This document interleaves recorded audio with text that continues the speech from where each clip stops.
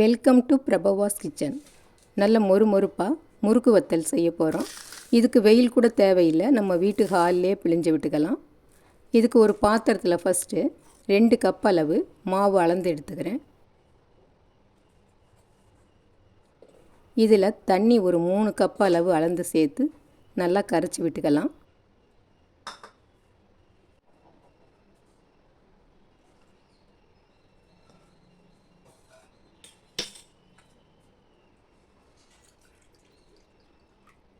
முதல்ல ஒரு 2 கப்பு தண்ணி மட்டும் சேர்த்து கரைச்சிக்கலாம். அதுக்கப்புறமா இன்னும் ஒரு கப்பு சேர்த்து கட்டி இல்லாமல் நல்லா ஸ்மூத்தாக கரைச்சி விட்டுக்கலாம்.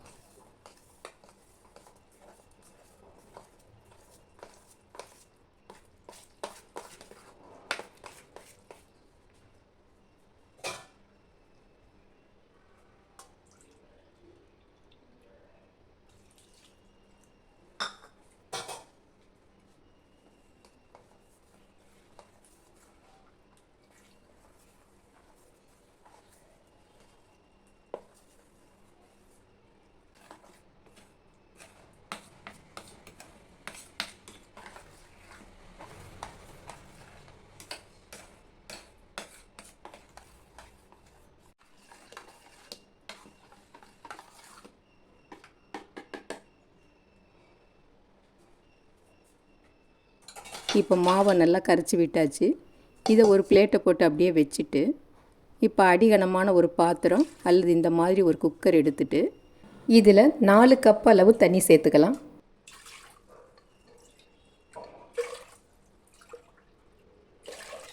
இப்போ இதை ஸ்டவ்வை பற்ற வச்சுட்டு அடுத்து காரத்துக்கு ஒரு 5 பச்சை மிளகாயை மிக்ஸி கப்பில் போட்டு கொஞ்சமாக தண்ணி விட்டு நல்லா அரைச்சி எடுத்துக்கலாம்.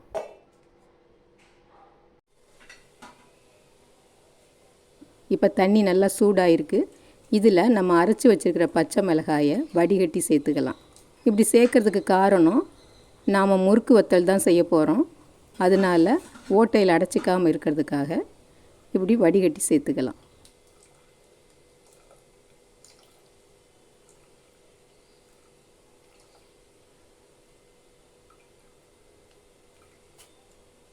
இப்போ இதில் தேவையான உப்பு சேர்த்துக்கலாம்.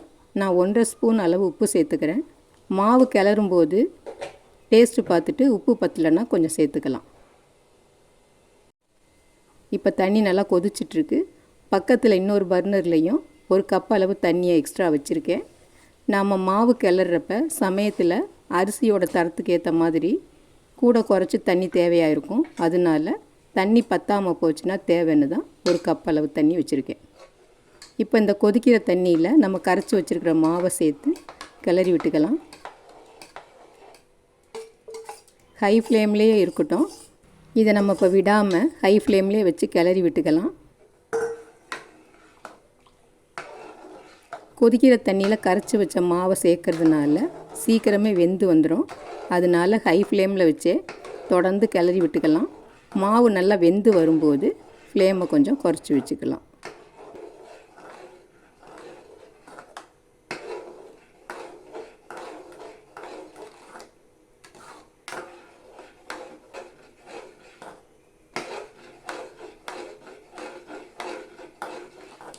இப்போ பாருங்கள், மாவு சீக்கிரமே வெந்து வருது. இப்போ இதில் ஒரு 1/2 டீஸ்பூன் அளவுக்கு பெருங்காய பொடி சேர்த்துக்கலாம்.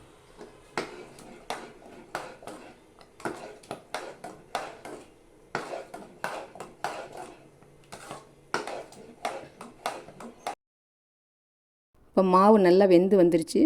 இந்த சமயத்தில் சீரகம் 1 ஸ்பூன் அளவு சேர்த்துக்கலாம். நம்ம ஆரம்பத்திலே தண்ணியில் சீரகத்தை போட்டோம்னா கலர் மாறி போயிடும். அதனால் மாவு நல்லா வெந்ததுக்கு அப்புறமா சீரகத்தை சேர்த்துக்கலாம்.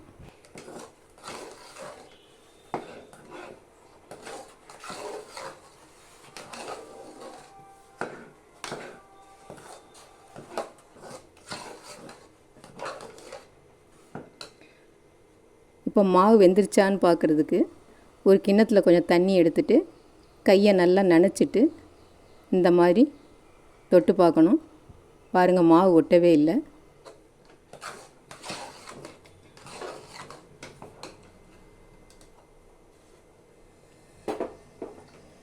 திரும்பவும் தொட்டு காமிக்கிறேன் பாருங்கள். மாவு நல்லா வெந்துருச்சு. இதை இன்னும் ஒரு 2 நிமிஷத்துக்கு லோ ஃப்ளேமில் வச்சு கிளறி விட்டுட்டு ஸ்டவ் ஆஃப் பண்ணிக்கலாம். இந்த பாருங்கள், நம்ம எக்ஸ்ட்ரா வச்ச தண்ணி நல்லா கொதிச்சிட்ருக்கு. இந்த தண்ணி இனிமேல் தேவையில்லை. 2 கப்பு மாவுக்கு 7 கப்பு தண்ணி சரியாக இருக்குது. இந்த மாவு ஆறினதுக்கப்புறம் நல்லா திக்காகிடும். இப்போ இதை கிளறி விட்டுட்டு ஸ்டவ் ஆஃப் பண்ணிடலாம். இப்போ இந்த கரண்டியில் இருக்கிற மாவை ஒரு ஸ்பூனால் வலித்து விட்டுட்டு குக்கரை மூடி விசிலை போட்டு ஒரு 10 நிமிஷம் அப்படியே வச்சிடலாம். இந்த மாதிரி மூடி விசிலை போட்டு வச்சோம்னா ஒரு 15 நிமிஷத்துக்குள்ளே மாவு இன்னும் நல்லா வெந்துடும், திக்காகவும் ஆகிடும். ஸ்டவ்வை நான் ஏற்கனவே ஆஃப் பண்ணிட்டேன் பாருங்கள். இப்போ குக்கரை திறந்து பார்க்கலாம். இப்போ மாவு ஆறினதுக்கப்புறம் நல்லா திக்காக இருக்குது.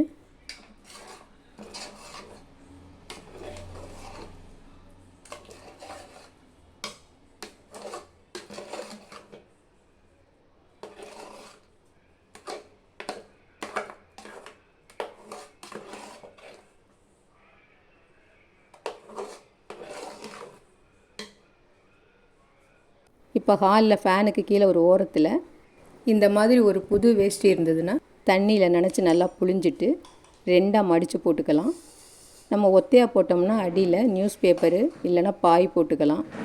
அப்போ தான் இந்த வத்தை காஞ்சதுக்கப்புறம் தரையில் கொஞ்சம் பிடிக்காமல் இருக்கும். இப்போ முறுக்கு குழாயில் மாவை திணிச்சு சின்ன சின்ன முறுக்காக பிழிஞ்சிக்கலாம்.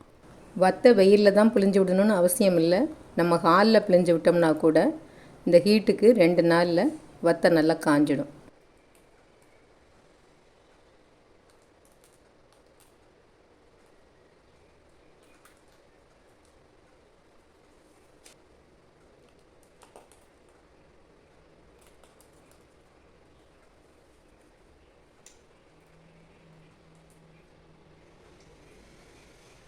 இப்போ எல்லா மாவையும் புழிஞ்சாச்சு பாருங்கள். இந்த குக்கரில் கொஞ்சம் கூட அடி பிடிக்கவே இல்லை. தண்ணி வச்சது கரெக்டாக இருக்குது.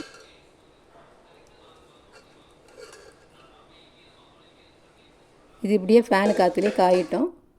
நைட்டுக்கெல்லாம் இது நல்லா காஞ்சிடும். அடுத்து ஒரு நாள் காஞ்சா போதும், வத்தை ரெடி ஆகிடும். இப்போ பாருங்கள், காலையில் புழிஞ்ச வத்தை சாயந்தரமே எந்த அளவுக்கு காஞ்சிருக்கு ஃபேன் காற்றுல. நான் ஃபேனை தொடர்ந்தும் போடலை, கொஞ்சம் நேரம் நம்ம உட்காந்துருக்கப்போ போட்டிருந்தா போதும். இந்த ஹீட்டுக்கே அது வத்தல் காஞ்சிடும் தானே.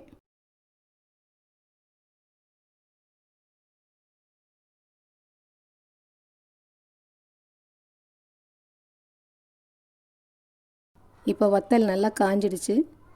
இப்போ இந்த துணியை 2ஆக மடித்து விட்டுட்டு தண்ணி எல்லா பக்கமும் பரவலாக தெளித்து விட்டுக்கலாம்.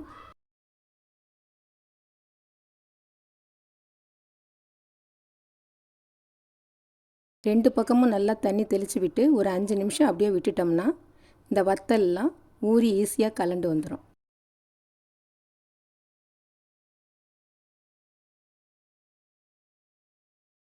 இப்போ நல்லா ஈரப்படுத்தியாச்சு. இப்போ மெதுவாக ஒவ்வொரு வத்தலாக எடுத்துடலாம். பாருங்கள், ஈஸியாக கலண்டு வருது.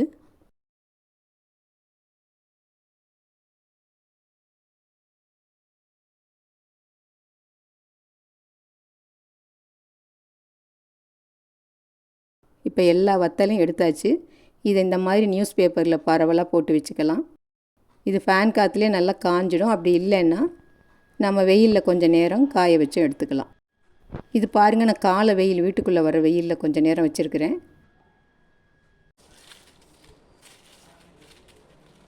இப்போ வத்தல் நல்லா காஞ்சிடுச்சு.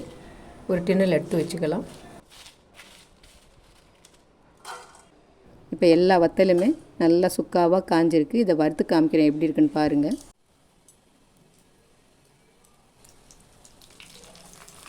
பாருங்கள், எண்ணெயில் போட்டதுமே எப்படி பொரிஞ்சு வருதுன்னு பாருங்கள்.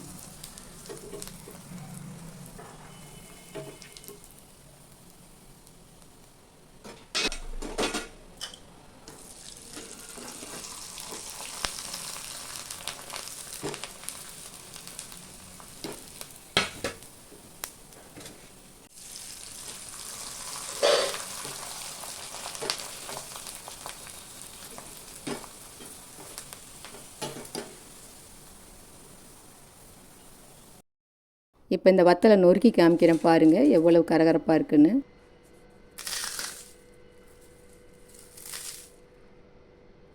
நம்ம போட்ட பச்சை மிளகாய் உப்பு எல்லாம் சரியாக நல்லா காரசாரமாக இருக்குது.